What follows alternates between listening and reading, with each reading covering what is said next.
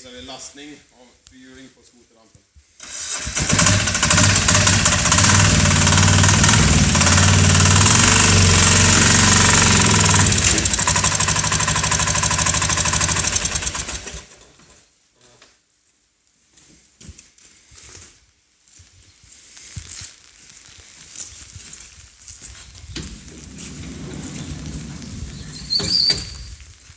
Så, låser sprinten fram bara. Klart.